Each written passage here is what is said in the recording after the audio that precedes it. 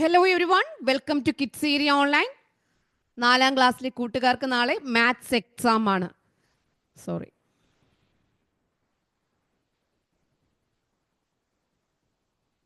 Hello everyone, welcome to kids area online. 4ാം ക്ലാസ്സിലെ കൂട്ടുകാർക്ക് ഇന്ന് മാത്സ് എക്സാം ആണല്ലേ. മാത്സ് പഠിച്ചായിരുന്നോ?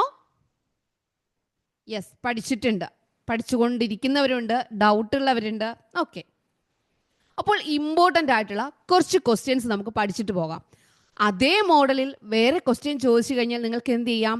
ആൻസേഴ്സ് എല്ലാം തെറ്റാതെ എഴുതാൻ കഴിയും. ക്ലാസ്സിലേക്ക് പോയാലോ? റെഡിയാണോ? യെസ്. ഇവിടെ നോക്കിയേ, ഇത് മുൻപ് ചോദിച്ചിട്ടുള്ള ഒരു ചോദ്യമാണ്. ഇതിന് എങ്ങനെയാണ് ആൻസർ എഴുതേണ്ടത്, ഇതുപോലെ വേറെ ചോദ്യങ്ങൾ വന്നാൽ എങ്ങനെ ആൻസർ എഴുതാം എന്നത് കൂടി ടീച്ചർ ഇതിൽ പറയുന്നുണ്ട്. ഒന്നാമത്തെ ചോദ്യം നോക്കാം. ഇതൊരു ഓഡിറ്റോറിയം ആണ്. ഈ ഓഡിറ്റോറിയത്തിൽ കുറച്ച് ചെയേഴ്സ് ഉണ്ട്. പുഴമറ്റം പ്രൈമറി സ്കൂളിലെ വാർഷികാഘോഷത്തിന് സ്കൂൾ ഓഡിറ്റോറിയത്തിൽ 328 കസേരകൾ, 328 ചെയേഴ്സ് 8 കോളംസ് ആയിട്ട് 8 വരികളിൽ തുല്യമായി നിരത്തിയിട്ടു. ഒരു വരിയിൽ എത്ര കസേരയുണ്ട് എന്നാണ് ചോദ്യം. അപ്പോൾ എത്ര കസേരകളാണുള്ളത്? 328. അപ്പോൾ 8 വരിയായിട്ട് ഇട്ടു. 8 എണ്ണം ഒരു വരി, 8 എണ്ണം ഒരു വരി, 8 എണ്ണം ഒരു വരി, അങ്ങനെ 8 വരിയായിട്ട് ഇടുകയാണ്. ഒരു വരിയിൽ എത്ര കസേരകൾ കൊള്ളും? 8 വരിയേ ഉള്ളൂ. അപ്പോൾ നമുക്ക് ആൻസർ എങ്ങനെ കിട്ടും? 328നെ 8 കൊണ്ട് ഡിവൈഡ് ചെയ്യുമ്പോൾ ഒരു വരിയിൽ എത്രയാണെന്ന് കിട്ടും. മനസ്സിലായോ? അപ്പോൾ എന്ത് തന്നെ ആയാലും ഒരു വരിയിൽ, ഇപ്പോൾ ഒരു കൂട്ടം വാഴകൾ നട്ടു, ഒരു 500 വാഴ നട്ടു. ഒരു വരിയിൽ 10 വാഴ. ഓക്കെ, ഒരു വരിയിൽ 10 വരികളായിട്ട് നട്ടു. 500 വാഴയുണ്ട്, 10 വരിയായിട്ട് നട്ടു. ഒരു വരിയിൽ എത്ര വാഴ നട്ടിരിക്കും? അങ്ങനെയൊക്കെ ക്വസ്റ്റ്യൻ വന്നു കഴിഞ്ഞാൽ എന്ത് ചെയ്യണം? ആ വലിയ സംഖ്യയെ എത്ര വരിയാണോ ആ വരി കൊണ്ട് ഡിവൈഡ് ചെയ്യുക. ഇവിടെ 328 കസേരകൾ, ചെയേഴ്സ് ഉണ്ട്. എത്ര വരിയുണ്ട്? എത്ര കോളംസാ? 8 കോളംസ്. ഒരു കോളത്തിൽ എത്ര ചെയേഴ്സ്? ഒരു കോളത്തിൽ എത്ര ബനാന ട്രീ, പ്ലാന്റെയിൻ? ഇങ്ങനെയൊക്കെ ആയിരിക്കും ചോദ്യം വരിക. 328നെ 8 കൊണ്ട് ഡിവൈഡ് ചെയ്യുക. 8നേക്കാളും വലിയ സംഖ്യ എടുക്കുക. അപ്പോൾ 3 അല്ല, 32. 8ന്റെ മൾട്ടിപ്ലിക്കേഷൻ ടേബിൾ പറയാം. 1 8 8, 2 8 16, 3 8 24, 4 8 32. 4 മുകളിൽ എഴുതുക, ആ 32 കിട്ടിയ ഉത്തരത്തെ താഴെ എഴുതുക. 0 0 കുറയ്ക്കുക. 2 പോയാൽ 0, 3 3 പോയാൽ 0. 8 താഴെ എടുത്ത് എഴുതുക. ഇനി താഴെയുള്ള നമ്പറിൽ എത്ര പ്രാവശ്യം 8 ഉണ്ട്? 8ൽ എത്ര പ്രാവശ്യം ഉണ്ട്? ഒരു പ്രാവശ്യം. 8.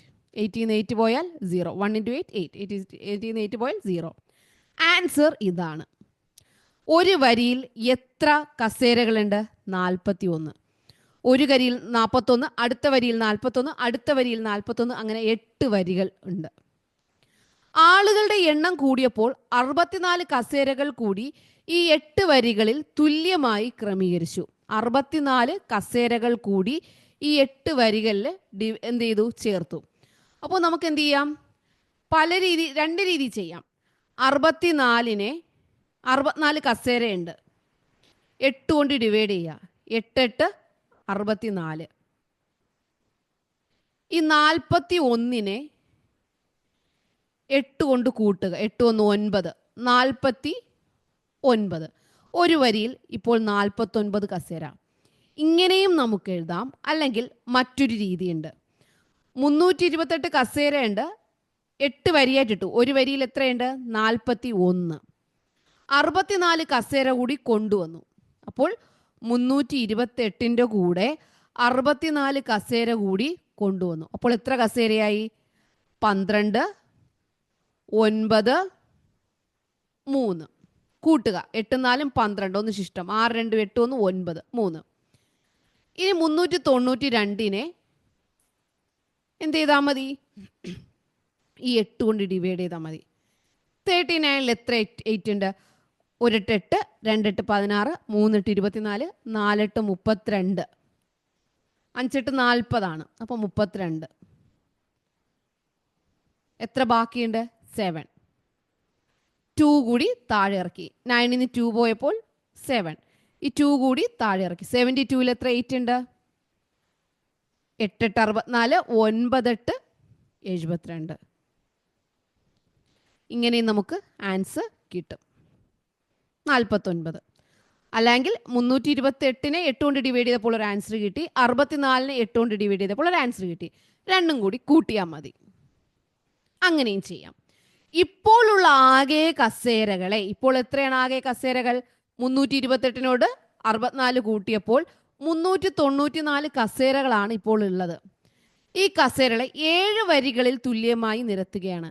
എന്ത് ചെയ്താൽ മതി? 394 കസേരകളെ 7 വരിയിൽ 7 കൊണ്ട് ഡിവൈഡ് ചെയ്താൽ മതി. ആൻസർ കിട്ടും. 394 ഡിവൈഡഡ് ബൈ 7. 1 7 7 2 7 14 3 7 21 4 7 28 5 7 35. 4 ശിഷ്ടം. ഈ 4നെ കൂടി താഴെ ഇറക്കി. 1 7 7 2 7 14 3 7 21 4 7 28 5 7 35 6 7 42. എത്ര? 392 കേട്ടോ. ടീച്ചറിന് തെറ്റിപ്പോയതാണ്. ഇപ്പോൾ 2 6 7 42. ടോട്ടൽ എത്രയാ? 56. അപ്പോൾ ഇതെങ്ങനെയാണെന്ന് മനസ്സിലായല്ലോ. ഒത്തിരി ചെയറുണ്ട്, അത് ഇത്ര വരികളാക്കി ഇട്ടു. എന്നാൽ ഒരു വരിയിൽ എത്ര എന്നറിയാൻ വേണ്ടി എന്താ ചെയ്യേണ്ടത്? ആ ആകെയുള്ളതിനെ വരികൾ കൊണ്ട് ഡിവൈഡ് ചെയ്യുക. വീണ്ടും അതിനോട് ഇത്ര കൂടെ കൂട്ടിച്ചേർത്തു. അപ്പോൾ എത്രയാണ്? അതിനെന്ത് ചെയ്യുക? ഒന്നുകിൽ ആ മുഴുവൻ എല്ലാ കാര്യങ്ങളും കൂടി ഒരുമിച്ച് കൂട്ടിയിട്ട് അതുകൊണ്ട് ഡിവൈഡ് ചെയ്യുക, അല്ലെങ്കിൽ രണ്ടായിട്ട് ഡിവൈഡ് ചെയ്തിട്ട് രണ്ടും കൂടെ കൂട്ടുക, ഇവിടെ ചെയ്തതുപോലെ. മനസ്സിലായോ? ഇങ്ങനൊരു ചോദ്യം വന്നാൽ ആരും തെറ്റിക്കാതെ എഴുതുമല്ലോ. ഒരു ഐഡിയ കിട്ടിയല്ലോ. രണ്ടാമത്തെ ചോദ്യം, സുജിനും സച്ചിനും ഷൊർണൂരിൽ നിന്നും തിരുവനന്തപുരത്തേക്ക് യാത്ര ചെയ്ത സമയമാണ് പട്ടികയിലുള്ളത്. സുജിൻ മാവേലി എക്സ്പ്രസിലും സച്ചിൻ തിരുവനന്തപുരം എക്സ്പ്രസിലുമാണ്. ആ മാവേലി എക്സ്പ്രസ് ആലപ്പുഴ വഴിയാണ്, തിരുവനന്തപുരം എക്സ്പ്രസ് കോട്ടയം വഴിയാണ്. ഇപ്പോൾ ഇവിടെ നോക്കിക്കോളൂ, പുറപ്പെട്ട സമയം 23:20. കാരണം ട്രെയിനിൻ്റെ സമയം 24 hours ആണ്. 23:20. 23:20. ഒരു ദിവസം എത്ര മണിക്കൂറുണ്ട്? 24 മണിക്കൂർ. 24 മണിക്കൂർ എന്ന് പറയുന്നത് എപ്പോഴാണ് ആവുക? 12 o'clock ആവുക. രാത്രി 12 o'clock 24 മണിക്കൂർ ആവുക. സംശയമില്ലല്ലോ. അപ്പോൾ 23:20 ആണ് പുറപ്പെട്ടത്. അപ്പോൾ ഇനി 24 ആവാൻ വേണ്ടി എന്ത് ചെയ്യണം? 20നോട് 30, 40, 50, 60 ആവുമ്പോൾ 24 മണിയാവും. അതായത് 12 മണിയാവും. അപ്പോൾ എത്ര കൂട്ടേണ്ടി വന്നു? 40. പിന്നെ 40 മിനിറ്റ് കൂടി കഴിഞ്ഞാൽ എത്ര മണിയാവും? 12 മണിയാവും. സംശയമുണ്ടോ ആർക്കെങ്കിലും? സംശയമുണ്ടോ? 23.20. 60 സെക്കൻഡ് ആവുമ്പോഴാണ്, 60 മിനിറ്റ് ആവുമ്പോഴാണ് 1 മണിക്കൂർ ആവുന്നത്. 60 മിനിറ്റ് ആവുമ്പോഴാണ് 1 മണിക്കൂർ ആവുക. ഇവിടെ 20 മിനിറ്റേ ആയിട്ടുള്ളൂ. 60 മിനിറ്റ് ആവണമെങ്കിൽ ഇനി 40 മിനിറ്റ് വേണം. 30, 40, 50, 60. ഇനി 40 മിനിറ്റ് കൂടി വേണം. എന്നാൽ മാത്രമേ എന്താവത്തുള്ളൂ? 1 മണിക്കൂർ കംപ്ലീറ്റ് ആവത്തുള്ളൂ. അപ്പോൾ 1 മണിക്കൂർ കംപ്ലീറ്റ് ആവാൻ 40 മിനിറ്റ് മതി. അപ്പോൾ എത്ര മണിയായി? 12 മണിയായി. ഇനി 6 എത്താൻ വേണ്ടി എന്ത് ചെയ്യണം? 12 മുതൽ 1 മണി വരെ. 1 മണിയാവുമ്പോൾ 1 മണി, 2 o'clock, 3 o'clock, 4 o'clock, 5 o'clock, 6 o'clock. മനസ്സിലായോ? 24 മണിക്കൂർ എന്ന് പറയുമ്പോൾ 12 മണിയാണ്. 12ൽ നിന്ന് 1 മണി എത്താൻ 1 മണിക്കൂർ, 2 മണി എത്താൻ 2 മണിക്കൂർ, 3 മണി എത്താൻ 3 മണിക്കൂർ, 4 മണി എത്താൻ 4 മണിക്കൂർ, 5 മണി എത്താൻ 5 മണിക്കൂർ, 6 മണി എത്താൻ 6 മണിക്കൂർ. അപ്പോൾ ഇവിടെ എത്താൻ വേണ്ടി 24 നിന്ന് 6 മണിയിൽ എത്താൻ വേണ്ടി 6 മണിക്കൂർ വേണം. അതിനോട് ഇവിടെയുള്ള 40 കൂടി ചേർക്കുക. അപ്പോൾ എന്തായി? 6 മണിക്കൂർ 40 മിനിറ്റാണ് ആവശ്യം. 6 മണിക്കൂർ 6 hours 40 minutes. 6 hours 40 minutes. സംശയമില്ലല്ലോ. 24 ആക്കുക. 24 ആകാൻ വേണ്ടി എത്ര വേണമെന്ന് നോക്കുക. എന്നിട്ട് ബാക്കി സമയം കാൽക്കുലേറ്റ് ചെയ്യുക. അത്രയേ ഉള്ളൂ. ആദ്യം ചെയ്യാനുള്ളത് ഇതിനെ 24 ആക്കുക, ഇതിനെയും 24 ആക്കുക. ഇവിടെ 20.40 ആണ്. ആ മിനിറ്റിനെ, ഈ 40 മിനിറ്റിനെ നമുക്ക് എന്ത് ചെയ്യാം? 60-ലാക്കാം. 60-ആക്കാൻ ഇനി എത്ര വേണം? 20 കൂടെ വേണം. അപ്പോൾ ഒരു 20 മിനിറ്റ് കൂടെ ആയിക്കഴിഞ്ഞാൽ എത്രയായി? 21 ആയി. ഇനി 22, 23, 24. അപ്പോൾ 3 മണിക്കൂർ 20 മിനിറ്റ് ഇവിടെയായി. 3 മണിക്കൂർ 20 മിനിറ്റ് ഇവിടെ ആവും. എത്ര മണിയാവാൻ? 24, 12 മണിയാവാൻ. ഇനി 1, 2, 3. ഇവിടെ ഒരു 3:44 ഉണ്ട്. ഇതിനോട് 3:20 കൂട്ടിയാൽ മതി. 4, 6, 3, 3, 6. ഈ 64 എന്ന് പറയുന്നത് 60 മിനിറ്റാണ് 1 മണിക്കൂർ. അപ്പോൾ ഈ 6 എന്താവും? 7 മണിക്കൂറാവും. 4 മിനിറ്റും ആവും. സംശയമുണ്ടോ ആർക്കെങ്കിലും? 7 മണിക്കൂർ 4 മിനിറ്റ്. നിങ്ങൾ ചെയ്യാനുള്ളത് ഈ സമയത്തെ ആദ്യം 24 ആവാൻ എത്ര വേണമെന്ന് നോക്കുക. എന്നിട്ട് എന്ത് ചെയ്യുക? ഇതിനോട് കൂട്ടിയാൽ മതി. ആ സമയം ഇതിനോട് കൂട്ടിയാൽ മതി. അത്രയേ ഉള്ളൂ. സിമ്പിളാണ്. 24 ആവാൻ ഇവിടെ എത്ര സെക്കൻഡ് വേണം? 40 മിനിറ്റ് വേണം. ഇവിടെ 24 ആവാൻ വേണ്ടി 3 മണിക്കൂർ 20 മിനിറ്റ് വേണം. 3 മണിക്കൂർ 20 മിനിറ്റും 3 മണിക്കൂർ 44ഉം കൂടെ കൂട്ടുക. ഇവിടുത്തെ 40 മിനിറ്റും ഈ 6ഉം കൂടി കൂട്ടുക. അത്രയേ ഉള്ളൂ. ഓക്കെ. ആരാണ് കൂടുതൽ സമയമെടുത്തത്? 7 മണിക്കൂർ എടുത്ത സച്ചിനാണ്. അപ്പോൾ സച്ചിനാണ് കൂടുതൽ സമയമെടുത്തത്. മനസ്സിലായോ? ട്രെയിനിൻ്റെ സമയം ഇതിനാദ്യം നമ്മൾ എത്രയിലോട്ട് മാറ്റണം? 24-ലോട്ട് മാറ്റണം.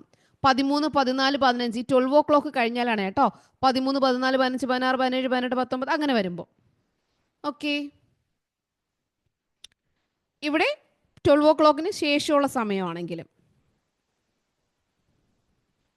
അടുത്ത ചോദ്യം നോക്കാം. ചിത്രത്തിൽ എത്ര ത്രികോണങ്ങളുണ്ട്? ചിത്രത്തിൽ എത്ര ത്രികോണങ്ങളുണ്ട്?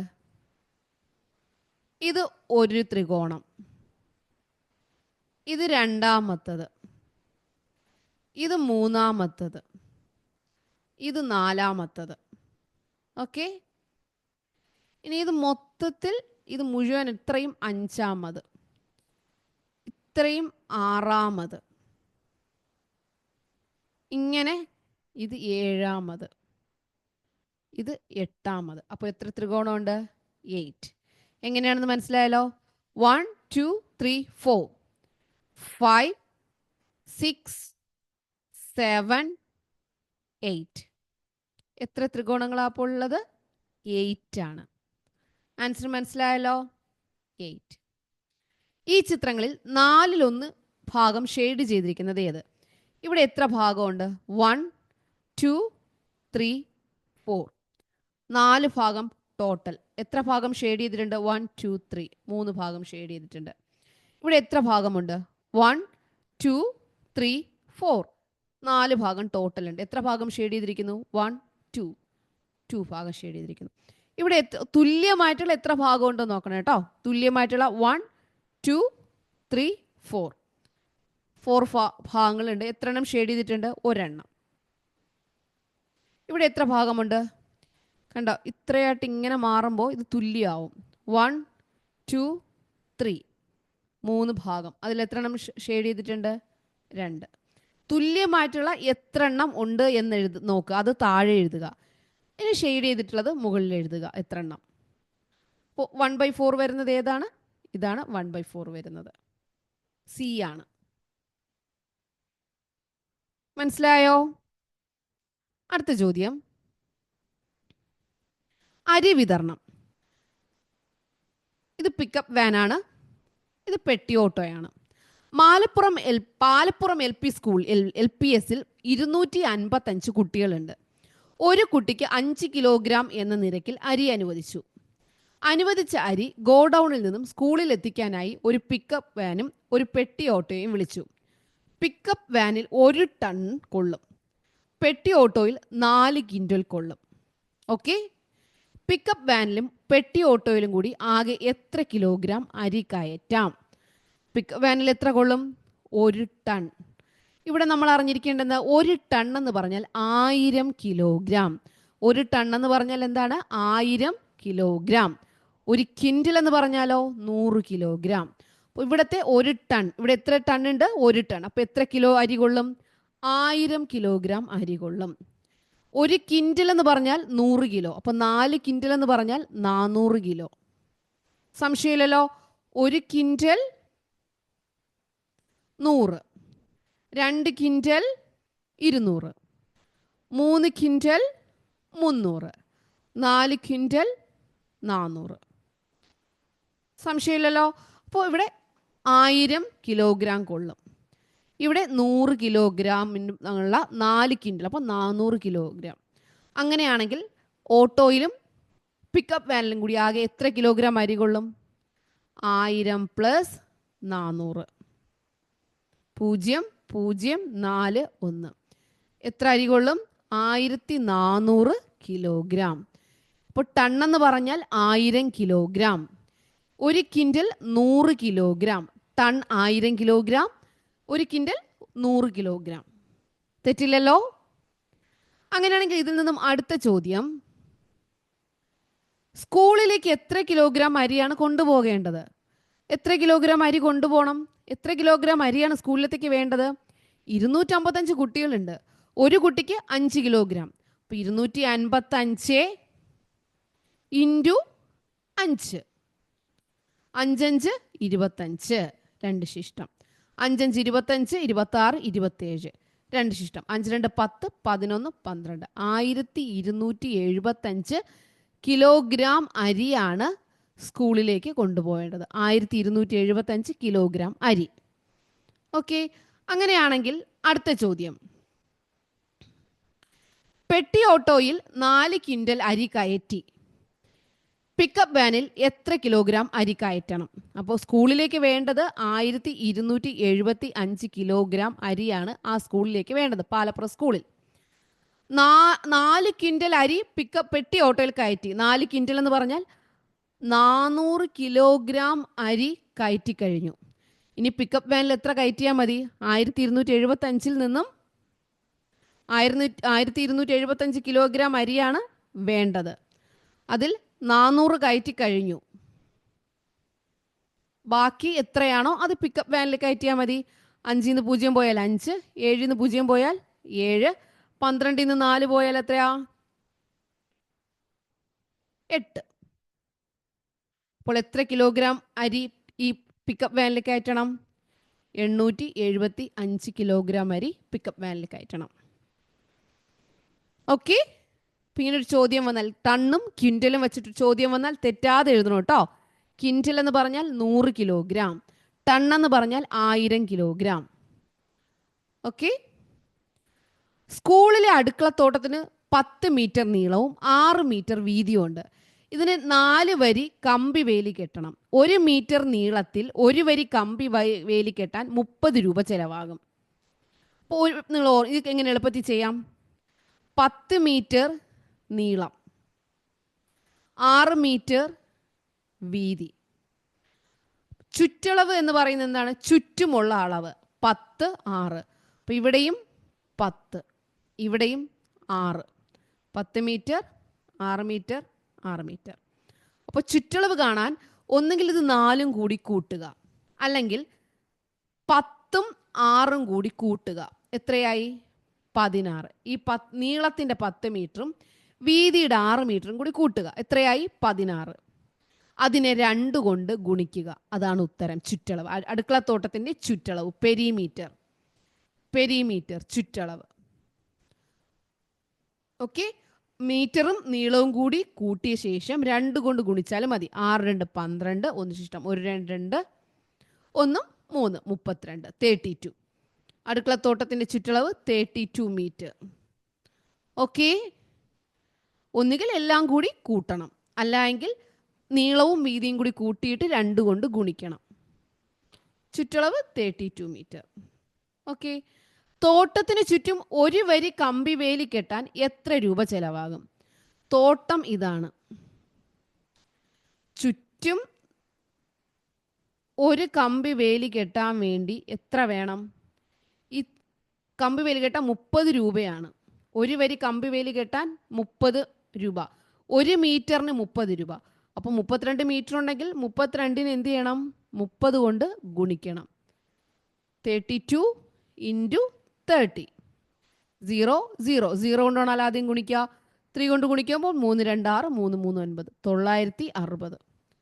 960. അപ്പോൾ 4 വരി കമ്പി വേലി കെട്ടണമെങ്കിലോ 1 വരി 2 വരി 3 വരി 4 വരി സെയിം തന്നെ. 960നെ 4 പ്രാവശ്യം എഴുതി കൂട്ടുക, അല്ലെങ്കിൽ 960നെ 4 കൊണ്ട് ഗുണിക്കുക. 4 0 0 6 4 24 2 ശിഷ്ടം 9 4 1 9 9 2 9 18 3 9 7 27 4 36 37 38 3840. മനസ്സിലായോ? അപ്പം ഇങ്ങനെ ഒരു ചോദ്യം വന്നാൽ ചുറ്റളവ് കാണാൻ എന്ത് ചെയ്യണം? നീളവും വീതിയും കൂടെ കൂട്ടിയിട്ട് 2 കൊണ്ട് ഗുണിക്കുക. അല്ലെങ്കിൽ നീളം 2 പ്രാവശ്യം കൂട്ടുക, വീതി 2 പ്രാവശ്യം കൂട്ടി, അങ്ങനെ. ഇനി കമ്പി വേലി കെട്ടണം. 1 മീറ്റർ നീളത്തിൽ കമ്പി വേലി കെട്ടാൻ എത്ര രൂപയാണെന്ന് നോക്കുക. അപ്പോൾ ചുറ്റളവിനെ ആ രൂപ കൊണ്ട് ഗുണിക്കുമ്പോൾ 1 വരി കെട്ടാൻ എത്രയാണെന്ന് കിട്ടും. തോട്ടത്തിന് ചുറ്റുമാണെങ്കിൽ 4 വരി കെട്ടാനാണെങ്കിൽ ആ കിട്ടുന്ന രൂപ എന്ത് ചെയ്യണം? ഒരു വരി കെട്ടാൻ എത്ര കിട്ടിയോ 4 വരിയാണെങ്കിൽ അത് 4 പ്രാവശ്യം ഗുണിക്കുക, അത്രയേ ഉള്ളൂ. തെറ്റാതെ എഴുതുമല്ലോ. ഇങ്ങനെ ഇതേ മോഡൽ ചോദ്യം വന്നാൽ തെറ്റാതെ എഴുതണം കേട്ടോ. ഇനി എണ്ണാം എഴുതാം, ഇത് നമുക്ക് എഴുതി നോക്കാം. വെള്ളിമല UP സ്കൂളിലെ ഈ വർഷത്തെ കുട്ടികളുടെ എണ്ണമാണ് നൽകിയിട്ടുള്ളത്. ഒരു കുട്ടിയുടെ ചിത്രം 10 കുട്ടികളെ സൂചിപ്പിക്കുന്നു. മനസ്സിലായോ? ഒരു കുട്ടിയുടെ ചിത്രം 10 കുട്ടികളെ സൂചിപ്പിക്കുന്നു. ഒന്നാമത്തെ ചോദ്യം, ഏറ്റവും കൂടുതൽ കുട്ടികളുള്ള ക്ലാസ് ഏത്? അപ്പോൾ നമുക്ക് എന്ത് ചെയ്യാം? എണ്ണി നോക്കാം. ഒന്നാമത്തെ ക്ലാസ്സിൽ എത്ര കുട്ടികളുണ്ടെന്ന് നമുക്കാദ്യം എണ്ണി നോക്കാം. ഇവിടെ എത്ര കുട്ടികളുണ്ട്?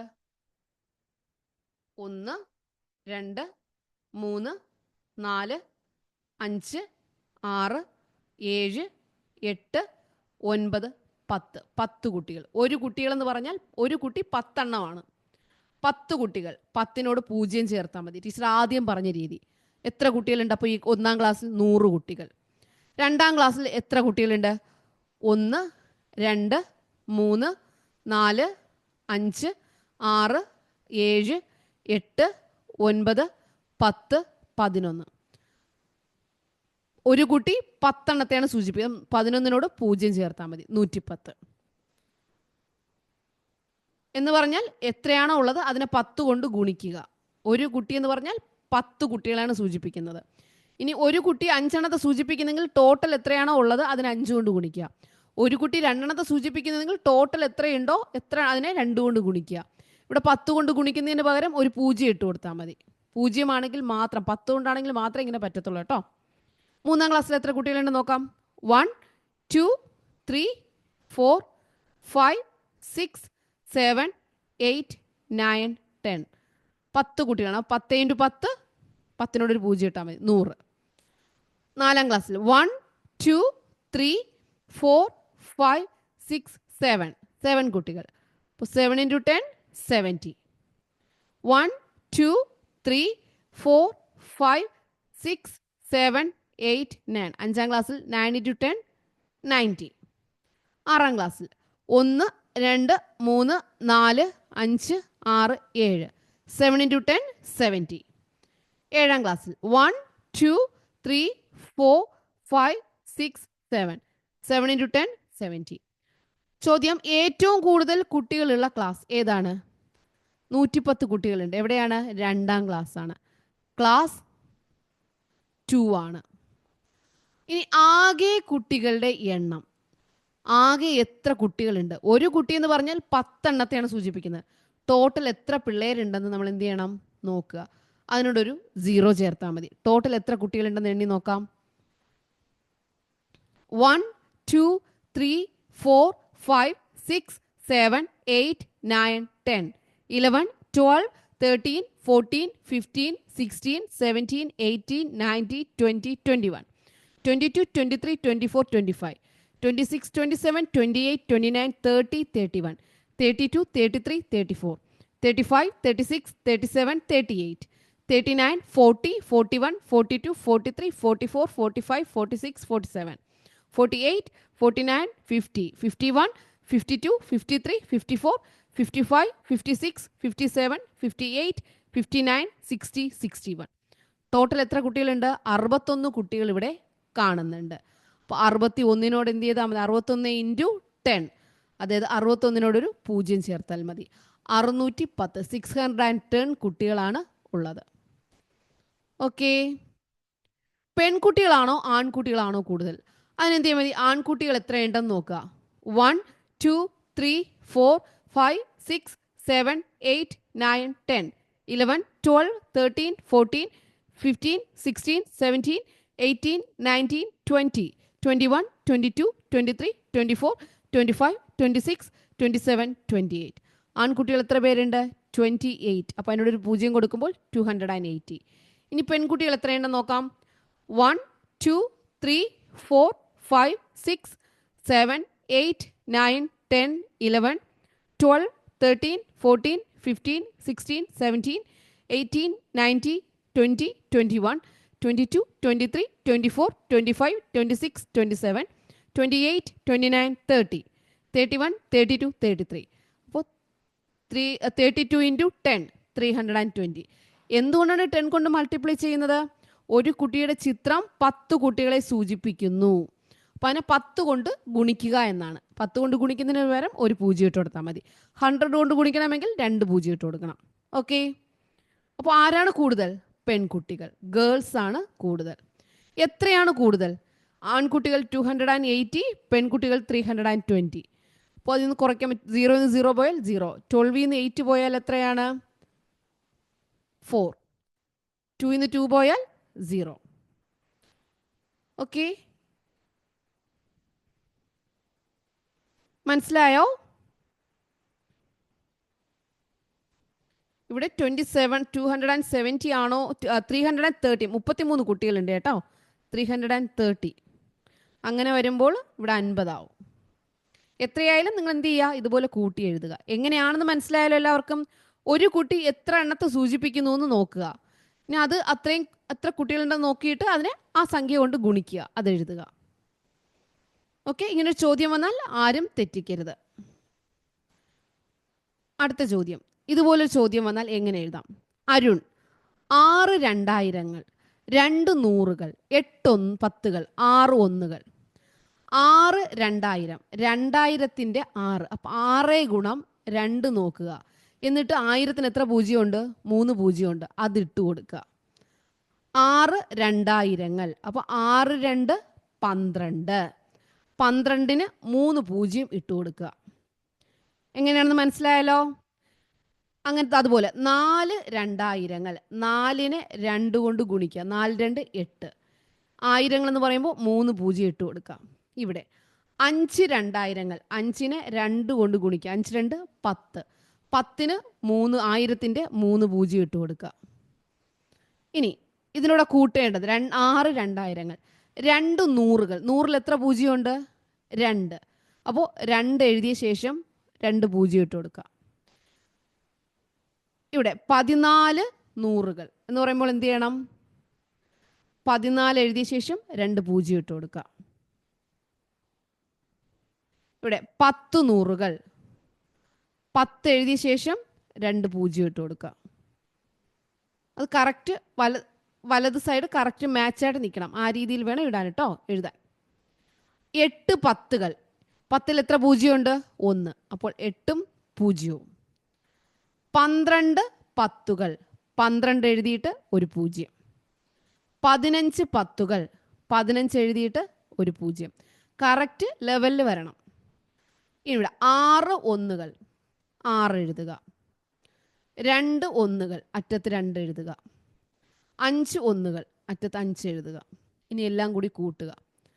6 8 2 12. 12286. ഇത് കൂട്ടാം. 2 2 4 1 5 8 1 9 9522 ഇത് കൂട്ടാം. 5 5 1 1 1 11,155. ഇതിൽ ഏറ്റവും കൂടുതൽ ആർക്കാണ്? അരുണിനാണ്, 12,000. ഏറ്റവും കുറവ് ആർക്കാണ്? ബിൻസിക്ക്, 9,000. അപ്പോൾ ഇതെങ്ങനെയാണ് എഴുതേണ്ടതെന്ന് മനസ്സിലായല്ലോ.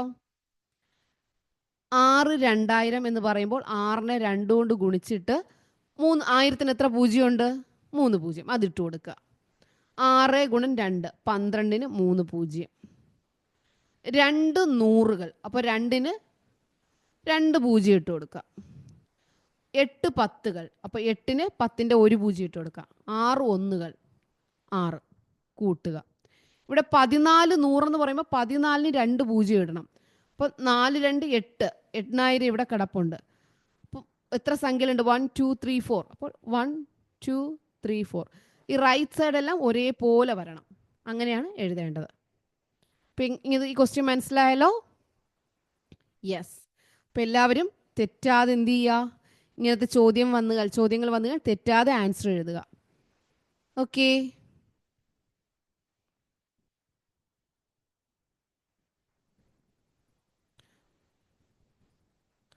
Okay, children. Bye-bye. Thank you.